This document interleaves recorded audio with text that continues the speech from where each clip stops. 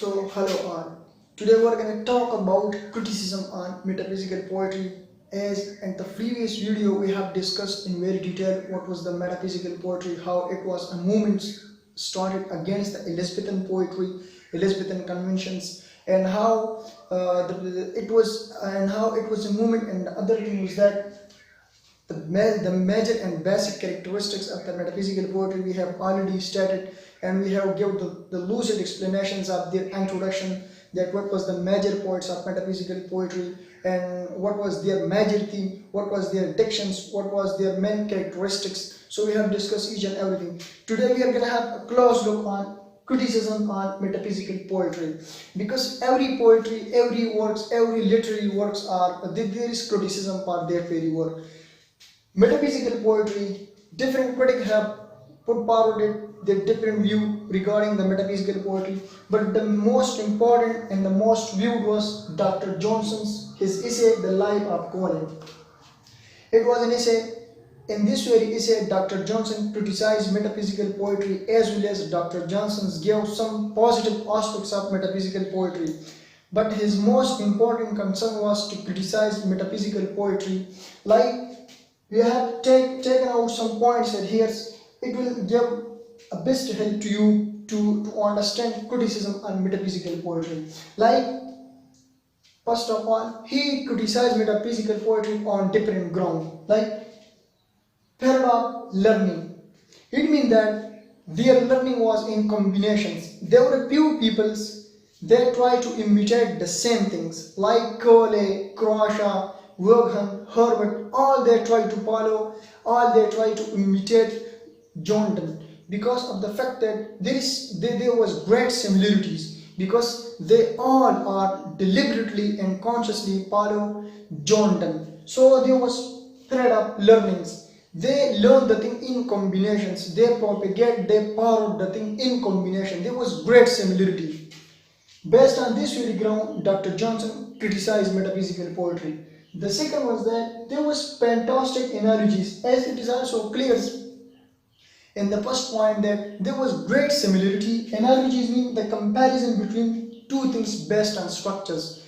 There was great comparison. Like if we take the example of Jonathan's songs Go and Catch a Falling Star or The Good Morrow, his basic point, there is love themes. He compares love themes with different things. Like he in the first stanza of The Good Morrow, he compares immature love. At the second and third stanza, he compares that very immature love with mature love. The whole poem is consists of analogies, the comparisons. Whenever you take the other example of Jonathan poems, metaphysical poems, its theme are just love themes, and there is great comparisons. Based on this very comparisons, it lead to analogies. Dr. Johnson criticized metaphysical poetry due to analogies, because there is great analogies, great similarities in comparison. The third thing is that Dr. Johnson criticized metaphysical poetry due to metaphysical conceits, because there is great conceits. Conceits sometimes lead to obscurity, which then turn the poetry to beyond understanding. It is very difficult to understanding, because they take the examples, they take conceits from philosophy, from theology, from the rest of the universe, from very difficult and different fields. They take the conceits from theirs. So due to their conceits, their metaphysical conceits, they turn their poetry beyond understandings. And due to this very metaphysical conceits, metaphysical poetry seems very obscure.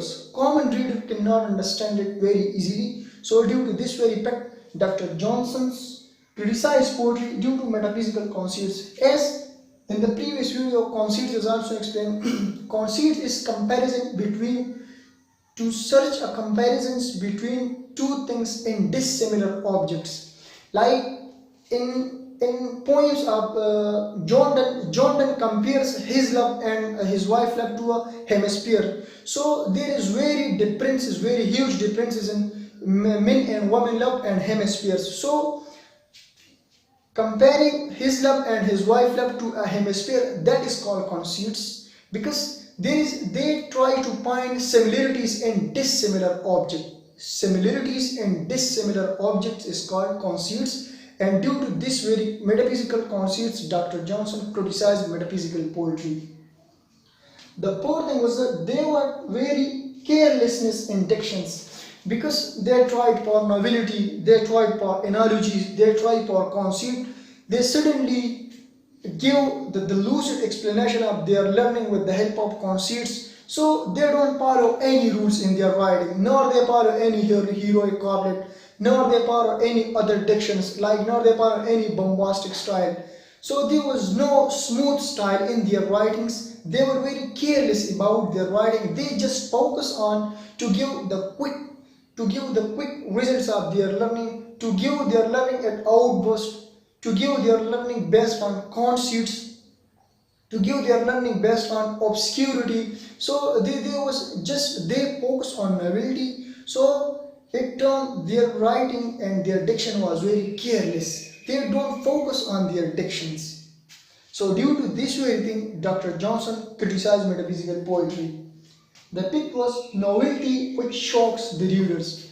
Metaphysical poets like John Donne, Carif, Cowley, they were curious for novelty. They tried to give something new because it is already clear that the Elizabethan poetry, it was started at the mid of Elizabethan poetry, or we can say at the beginning of the 17th century. So Elizabethan age was immediately after the English Renaissance. So in English Renaissance there was also analogies. They try to imitate classicals no, they try to imitate classical writing style, their theme. So there have come the analogies, the same things in the Elizabethan poetry. So a need comes and writer focus on novelty because it was the need of the time. So Jordan and his followers, which is group of metaphysical poetry schools writer focus on novelty to give something new thing. Like although Elizabethan poets also propagated the theme of love,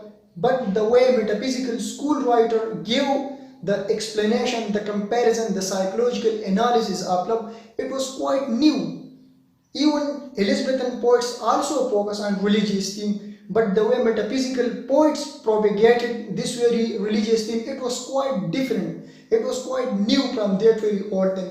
So we can say that metaphysical poets they were very curious about the novelty, and this very novelty lead to obscurity and difficult to understand their poetry. So Dr. Johnson criticized this very poetry for novelty.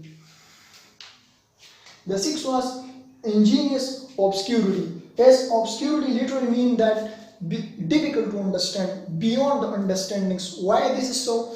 Because metaphysical poetry consists of conceits, analogies, far-fetched similes, and the rest of the different difficult things, the psychological comparison, the analytical comparisons. These things contributed very much to lead the metaphysical poetry toward obscure.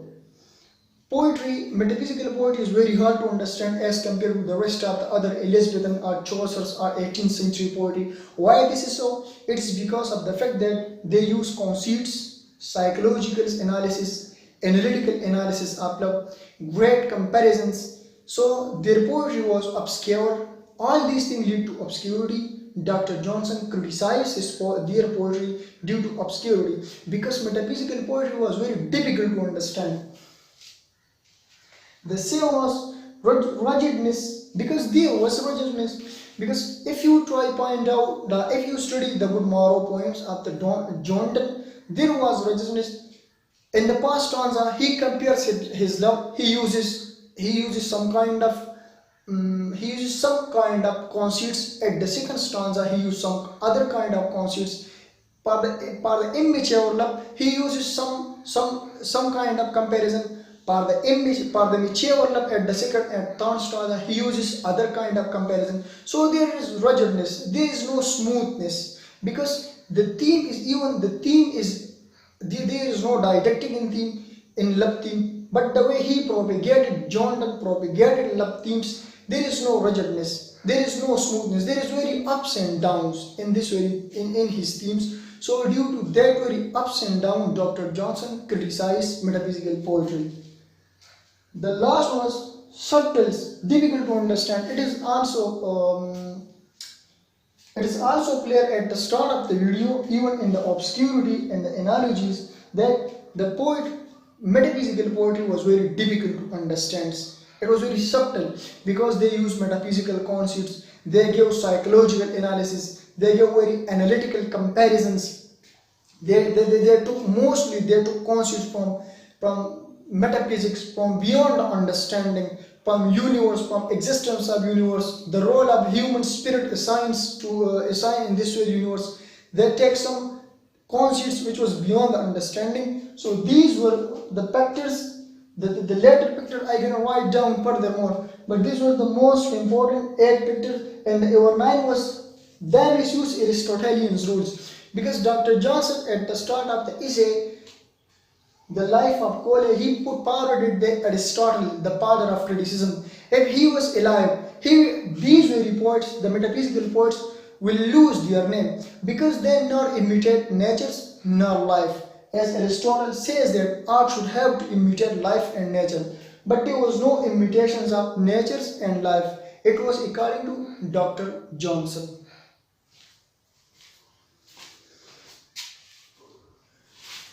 Moving on to the next 10 part, the 10 part, this is criticism is continued. Like they cannot imitate anything. It was criticized by Dr. Johnson that metaphysical poets cannot imitate, they imitate nothing, because if we try to study the poems and the songs and the hymns, the religious hymns of the Jordan and their followers, so they just propagated the theme of love and the theme of sorrow and religions. If we understand critically his poems and songs, just they propagated the theme of love, nor they gave the explanation of life, nor they gave any philosophy of life, nor they gave the natural forces of life, nor they gave anything regarding the natures of life, the characteristics of life, the problem of life, the existence of life, the roles of life. Just they focus on love theme. They just propagated the love theme. So due to this very thing, Dr. Johnson criticized metaphysical poetry 11. They neither copy nature nor life. As it is clear at the first point that they neither copy life, fully life. They do not focus on give the descriptive study of life, nor they give to focus on any descriptive study of men's natures or women's natures. So just they focus on to propagate the theme of love and religions. There was no descriptive study of natures, human natures. There was no descriptive study of religion. But just they give what they want to give. 12. They do not represent operations of intellect.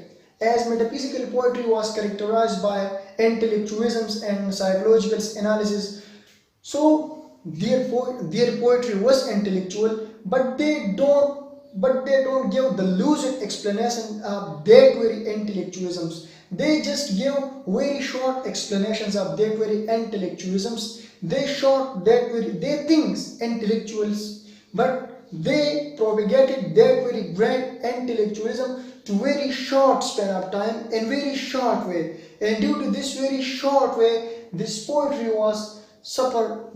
became the victims of criticisms, because their thinking was intellectual, but the way they propagated their thinking, it was not intellectual. 13. Their thoughts are often new but seldom natural. Their thought was new because everywhere in John Donne poems you might find that he propagated the love themes in one poem in one way, he propagated the love theme in second poem in second way, and so on and so on. But there is anything natural.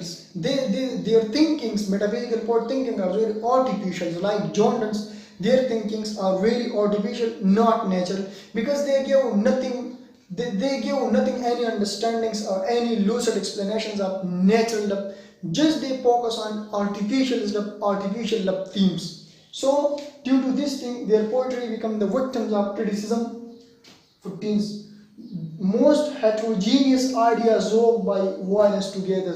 As it is also clear that they think intellectually, they give psychology, at the same time they focus on intellectualism, psychological analysis, analytical comparisons. So all these things are together. They try to to give all these things at the same time. So there came heterogeneous ideas. Their heterogeneous ideas, they try to give that very heterogeneous ideas at the same time. So due to this very things, their poetry turned violence together, because at the same time they try to give psychologicals, analyticals, and comparable study of his themes. So their ideas become heterogeneous, and they try to give that very heterogeneous idea at the same time. So this is why Dr. Johnson says that they thinks their ideas were very heterogeneous, and they propagated this idea at the same times, which become yoke of violence together. 15th, their wish was only to say what they hoped. They try, as it is clear that they tried for novelty, they were curious of novelty, they try to give something new. So they just what they want, they propagated their ideas, they propagated such ideas which they hope. They hope that their ideas must not be propagated before them. So they think that our ideas are fresh, and these ideas may not be propagated by other before us. So they just hoped, they propagated such ideas which they hope. What they hope, they think that our idea must be corrected, our idea must not be propagated from, our idea must not be said by anyone before us. The 16th was, their attempt was always analyticals. Whenever they try to take the themes, whenever they try to propagate their themes, like in John Donne's In Good Morrow, Go and Catch a Falling Stars, or other religious hymns, just they focus on to give analytical descriptions of their themes. Like in A Good Morrow, there is love themes, but through the poem, if you study this very poem, you may find the analytical report, the analytical statement, the analytical descriptions of love. There is comparisons. At the first stanza, the mature love the immature love comparison. At the second and the third stanza, the immature love comparison. So whenever you study metaphysical poetry, metaphysical poems, or metaphysical hymn, there is very analytical statement, analytical descriptions of themes. The last one was, they broke every image in fragments. As it is also clear that they focus on novelty and analysis. Their poetry was psychological and very analytical. Whenever they find a theme, they try to divide that very themes in fragments, and then they try to give the explanations of their themes with the help of their intellectualism. But they think very intellectually, but the way they propagated this very intellectualism was not good. It's because of the fact that they think very intellectually, but they use conceits, they use psychological comparison, analytical comparison, far-fetched similes and metaphors, which turned their poetry obscurity, which was beyond the understanding, which was very difficult to understanding. So this was the last point of criticism put forward by Dr. Johnson's, that they broke every image in fragments.